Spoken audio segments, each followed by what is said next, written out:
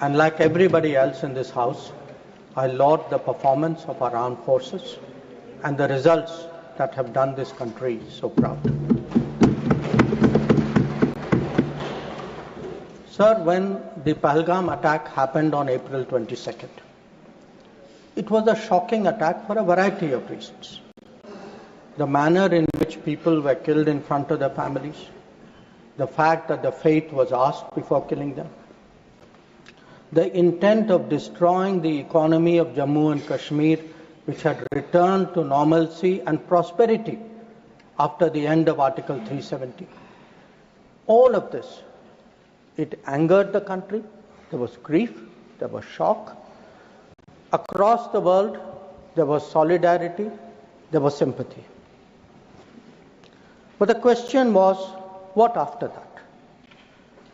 And the answers were two. One, such an attack was absolutely unacceptable. It crossed our red lines. There had to be severe consequences. And two, there had to be accountability and justice. There had to be accountability of the perpetrators, and they and their supporters had to be brought to justice. Now, the first clear message, sir, of India's anger, of our resolve, of our determination, was the decision taken by the Cabinet Committee on Security immediately, the day after, on 23rd of April. A number of steps were taken. Pakistani visas under SARC were cancelled. The mission was reduced in strength. The military advisors were expelled. But the most important decision was to hold the Indus Waters Treaty in abeyance. Now, sir, there has been a lot of discussion in the House. Different members have expressed their opinion, as they should. But I think the importance of this step, it's necessary that the House understand and appreciate it. Because, sir, the Indus Waters Treaty in many ways is a very unique agreement. I cannot think of any agreement in the world where a country has allowed its major rivers to flow to the next country without having rights on that river. So it was an extraordinary agreement. And it's important when we have put it in abeyance to recall the history of this agreement. Now I know, sir, yesterday I heard some people are uncomfortable with history. They prefer that historical things are forgotten. Maybe it doesn't suit them, they only like to recall some things. So let me, for the benefit of the House, sir, mention three important observations which were made in Parliament on the issue of the Indus Waters Treaty. This was on November 30th, 1960. And the observations were made by the then Prime Minister on this subject. First, he says, I would like to know, is this House now to judge the quantum of supply of water or the quantum of money to be given? I confess I cannot judge it offhand. So the Prime Minister of India then is telling the Parliament, you cannot be a judge of the quantum of water. You should not be looking at how much money we are giving to Pakistan. That is not your business. Let me, sir, give you a second quote. The Prime Minister then goes on, sir, because many members objected to the Indus Waters Treaty. He says, honorable members have been saying that there was a partition. What has happened is none of our lookout. We should not give them anything. That is neither, now this is the Prime Minister's view, sir, then Prime Minister's view. That is neither a strictly legal, constitutional, or just approach to this problem. If we follow that approach, it would mean turning a great part of West Punjab into almost a wilderness. West Punjab is Pakistani Punjab. So the Prime Minister is saying, let us do this treaty because the Indian Parliament, the Indian government, the country should put the interests of Pakistani Punjab. So not a word about the interests of the Kisan of Kashmir, of the people of Punjab. Please take your seat. Mr. Jairam Ramesh, nothing is going on record. Please, nothing is going on record. Not माननीय विदेश मंत्री की बातें ही record पे जा रही हैं. Not a word about Rajasthan, not a word about Himachal, but it is turning a great part of West Punjab. Take your seat. Sorry, sir, we can't get to do like this. Into almost a wilderness. He's lying here. Sir, Please take your seat. He's not lying. Seat पर बैठ करके बोलना सही नहीं है, आप जानते हैं. sir, then I'll give you the third quote. Please. He now says, because people are saying, you are paying money. We felt that in the circumstances, this is the right payment, and we purchased a settlement, if you like. We purchased peace, and it is good for both countries. 1960, sir, he says he purchased peace. We did not purchase peace, sir. It was a purchase of appeasement, because within 1 year, the same Prime Minister accepted that with Pakistan there was no peace. Now, sir, I hear some noises across the bench. I would be very happy to submit, sir, the Prime Minister's speech in the record of the Lok Sabha and keep it on the table. Now, I mention this, sir, because Please. that very treaty, Please. that very treaty, आपका opportunity आएगा, आप बोलें अपनी बात को. Please. that very treaty mentions in the preamble that the Indus Waters Treaty is done in a spirit of goodwill and friendship. Sir, since 1960, we have had neither goodwill nor friendship. We've had terrorism, we've had attacks on our population, we've had wars. Such a treaty had to be dealt with, and this government dealt with it.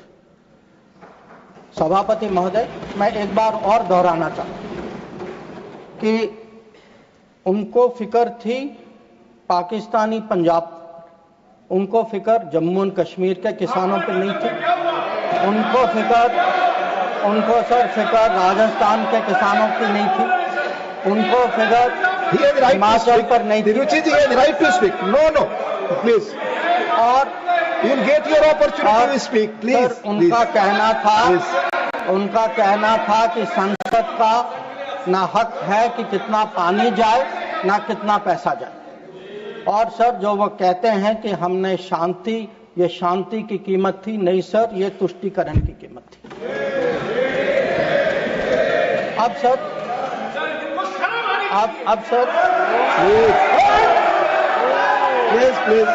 Please. Let the honorable minister speak. We sir grew up with the belief that nothing can be done. Please. Sir, we were told. Please. We were told for 60 years. आपको मौका मिलेगा, आप बोले. Please. Sir, we were told for 60 years that nothing can be done. Pandit Nehru's mistakes cannot be corrected. The Narendra Modi government shows it can be corrected. Like Article 370 was corrected. The Indus Waters Treaty is being corrected. It will be held in abeyance until Pakistan irrevocably gives up its support of terrorism. Sir, we had warned. Please. We had warned that blood and water cannot flow together. Today, we are demonstrating that what we say we will do, blood and water will not flow together. Now, sir, let me come to Operation Sindhur.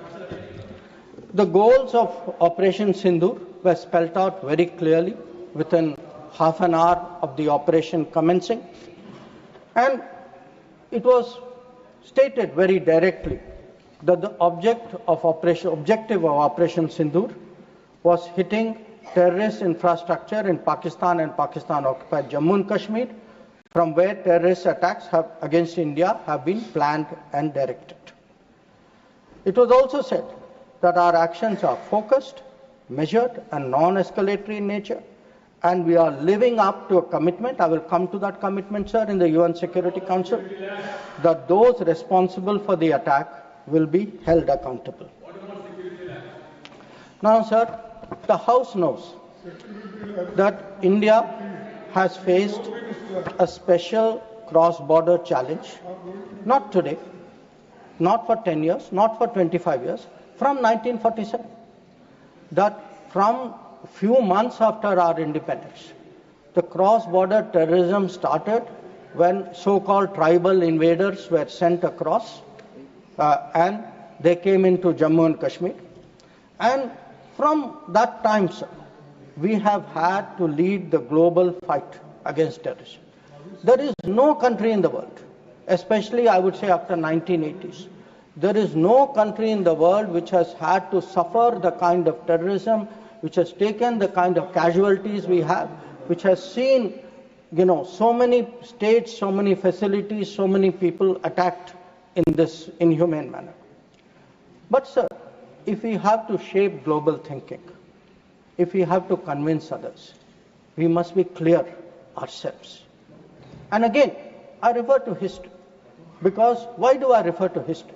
Because what was decided in the past is not a debating point. The decisions of the past have an impact on the present, have an impact even on the future. We inherit a thinking about us, we inherit a policy, we inherit actions. So we have to see what actually was the record. Now the reality, sir, was, if you look for that decade before the Modi government came to power, we have had a series of attacks. And this is well known. In Mumbai in 2006, because this attack is particularly important, 187 people died. Please. In 2000, You cannot dictate what he will speak. No. Please, let him speak. He will speak. Only this will go only for. In 2008, आपको जब अपना मौका मिलेगा तो बोले, आप दूसरे को बोलने से रोक नहीं सकते. प्लीज आप बोले, आपकी बात ही रिकॉर्ड पे जाएगी. आप खुद अपना पक्ष रखते हैं, दूसरा सुनने को तैयार नहीं. Please. In 2007, 44 people died in Hyderabad. In 2008, the Mumbai attacks of 26/11, the world still remembers it. 246 people died. In Jaipur in 2008, 64 people died. In Ahmedabad in 2008, 57 people died. In Delhi, sir, I am a person from Delhi. I remember the bomb blast which took place in 2008. So we went through a series of attacks. Now, why am I reminding the House of this? I am reminding... Please, Mr. John Britas, please take your seat. I am reminding the House because when major terrorist incident happened, the world watched how did India respond. And the world drew lessons. So how did we respond? After 2006, I refer to the Mumbai train bombings. July 2006 was the bombing. In September 2006, within 3 months, we had a meeting in Havana where it was agreed between the Prime Ministers of India and Pakistan. Instead of holding Pakistan responsible, we said we condemn all acts of terrorism and agree that it's a scourge that needs to be dealt with. And by the way, we will resume our composite dialogue. Now, there are two important points which flow out of it, and they're relevant because this shapes the world's perception of how India is likely to respond. It shaped the world's perception that within 3 months, you are actually equating the victim and the perpetrator, and in a move away from what was agreed to in January 2004 between Prime Minister Vajpayee and General Musharraf, where Pakistanis had assured us that their territory and territory under their control will not be used to attack us. Now we are saying, yes, terrorism happened. It happened 3 months ago. A lot of people died in Mumbai. But fine, we will go on with the composite dialogue.